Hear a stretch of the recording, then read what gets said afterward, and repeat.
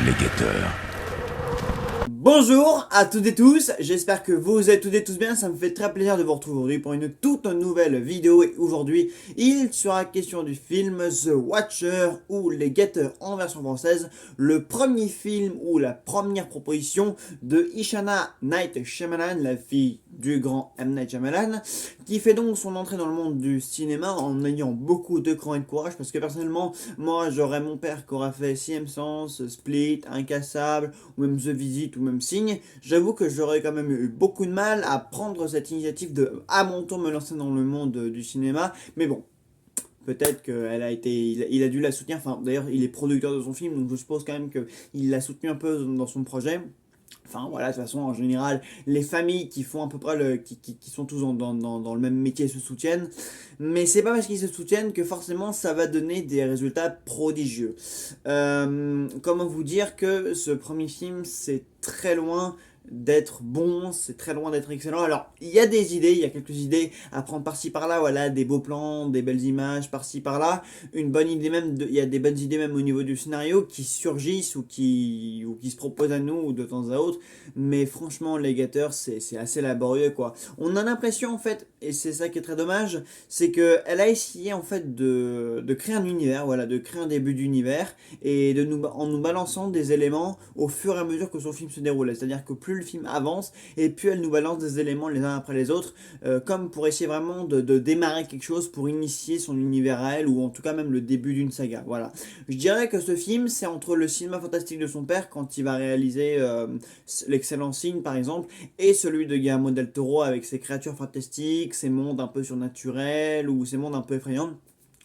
Del Toro a fait des films un peu comme celui-là, mais bien mieux construit, bien mieux écrit, bien plus compréhensible, parce que Les Guetteurs, en fait, je suis arrivé à la fin et je comprenais plus rien, parce que plus il y a d'éléments, donc, et après, avec ces éléments-là, en fait, c'est comme un peu les pièces du puzzle, t'es censé les assembler. Sauf qu'en fait, vu que c'est des éléments qui sont balancés les uns après les autres, sans qu'il y ait forcément qu'il y ait de cohérence, qu'il y ait des explications, bah forcément à la fin tu te retrouves avec un film où il y a plein de choses, où il y a plein d'informations, plein d'éléments, et en plus avec ces éléments-là elle tente des retournements de situation, sauf qu'en fait vu que c'est tellement mal construit, tellement pas bien écrit, enfin ce scénario c'est peut-être un des scénarios les plus bordéliques que j'ai vu depuis un bail quoi, enfin je veux dire à la fin vraiment il y a des twists qui surviennent, voilà comme dans les films de Night Shyamalan, donc déjà elle appelle le premier film, à peine son premier film, elle reprend déjà les gimmicks d'écriture de son père, donc déjà ça marche pas trop, voilà, parce que bon, elle n'est pas forcément obligée de faire comme lui, voilà, de le copier, d'essayer de faire des twists à chaque film comme lui. Et déjà, si elle veut le faire, d'abord qu'elle apprenne à bien écrire ses films. Là, c'est absolument pas le cas. Enfin, encore une fois, le plus dommage, c'est qu'au niveau de l'esthétisme, voilà, notamment quand elle va filmer ces créatures étranges qu'elle prend comme les guetteurs, ou quand elle va filmer tous ces plans qu'il y a dans cette grande structure, enfin dans le bâtiment où ils sont enfermés pendant tout du long avec les autres meufs, enfin les autres personnes, il y a des bonnes idées, voilà, honnêtement, au niveau des images, de l'esthétisme, etc. Là, elle se débrouille pas trop mal. Mais le film joue beaucoup plus sur le scénario et sur tout ce qui rôde. En fait, enfin, le film s'appelle Les Guetteurs, donc forcément, ça va beaucoup jouer sur des présences alentours, sur des choses qui gravitent autour du bâtiment dans lequel ils sont censés être enfermés. Mais le problème d'une part, c'est que ce scénario, en fait, on n'arrive jamais à y croire parce que tu vois toutes les incohérences, toutes les choses qui manquent. Enfin, il y a des fautes d'écriture, il y a des choses qui sonnent extrêmement fausses. Il y a la peur auquel elle veut nous faire prendre, pardon, c'est cette peur-là, on n'arrive jamais à l'avoir en fait. On n'arrive jamais à avoir peur une seconde pour les personnages qui sont censés être en danger, quoi. Et des fois, même s'il y a des petits moments qui sont censés vraiment nous prendre aux tripes, bah, ces moments-là, ils marchent 2 minutes et puis après, elle fait jamais perdurer en fait le mystère, le suspense. Enfin, elle essaye justement de le construire, de l'amener avec des informations, voilà, parce qu'elle amène des choses un peu des éléments mythologiques, voilà, elle essaye de créer une histoire vraiment comme un univers autour de ces fameux guetteurs.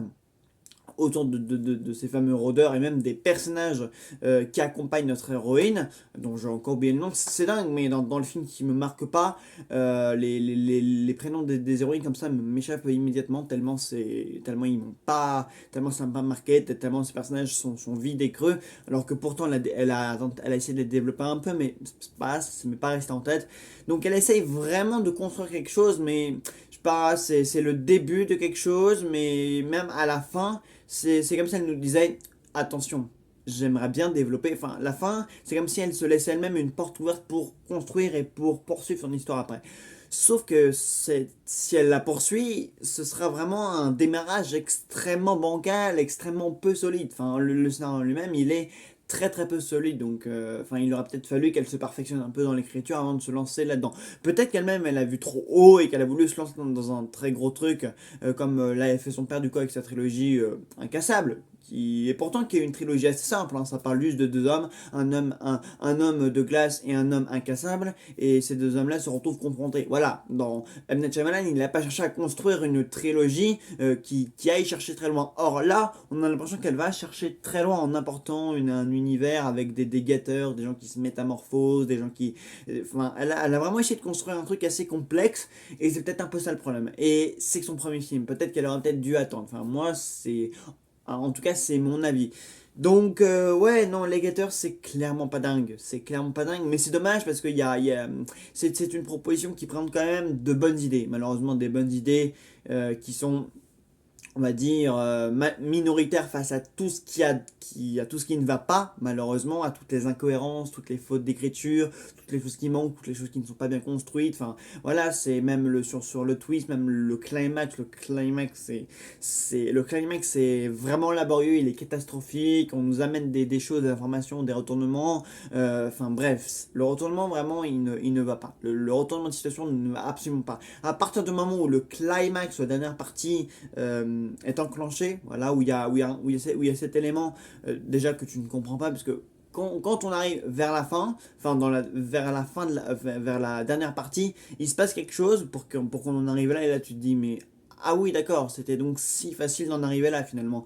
Et quand on en arrive là, bon, je vous laisse quand même découvrir ce qui se passe, mais quand on en arrive là finalement, quand on en arrive à cet événement qui nous fait basculer vers le climax, vers la dernière partie du film, finalement on se dit ah bon c'est tout, enfin je veux dire à la fin vraiment comment il résolut l'un des principaux problèmes du truc, franchement tu te dis waouh quoi.